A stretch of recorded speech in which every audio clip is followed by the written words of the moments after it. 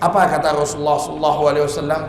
Nabi mengingatkan kepada kita, memberi satu ayat atau sebuah berita tentang ancaman daripada umat-umatnya Nabi Muhammad, yang dimana mereka mengatasnamakan umatnya Nabi Muhammad, akan tetapi mereka jauh dari majlis-majlisnya Nabi Muhammad.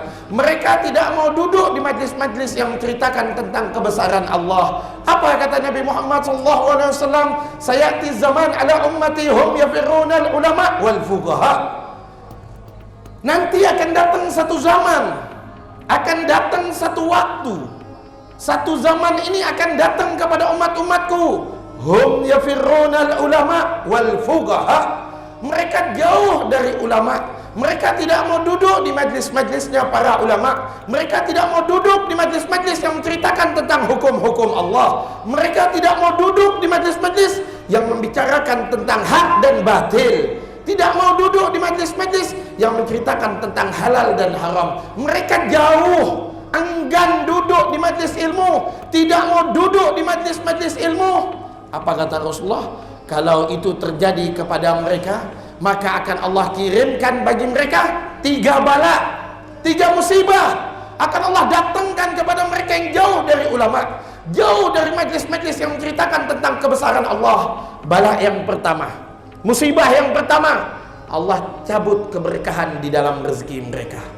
Dicabut keberkahan, kerja lelah, penat, tapi tidak pernah merasa cukup. Itu bisa menjadi asbab kita jauh dari ulama. Bisa menjadi sebab kita jauh dari majlis-majlis yang menceritakan tentang kebesaran Allah. Bala yang pertama, Allah cabut kebesaran tersebut. Allah cabut keberkahan dalam rezeki kita. Kemudian bala yang kedua, sebab dia jauh dari majlis ulama, jauh dari majlis-majlis yang menceritakan tentang hukum-hukum Allah. Ini jauh, tidak mau hadir, tidak mau duduk, tidak mau berkumpul di majlis yang menceritakan tentang kebesaran Allah.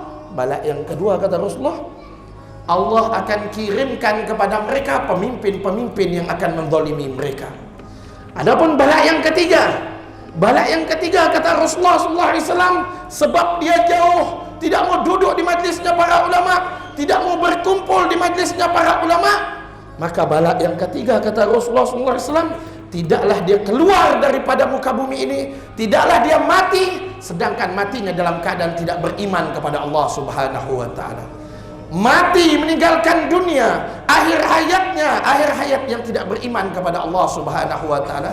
Sebabnya satu, jauh dari majlisnya ulama, tidak mau duduk di majlisnya para ulama, tidak mau duduk di majlis-majlis yang menceritakan tentang kebesaran Allah. Ini sebab jauh, dihukum 3 bala, diberikan 3 musibah dari Allah. Wa kaifah? Dan bagaimana kalau di dalam hatinya ada benci kepada para ulama?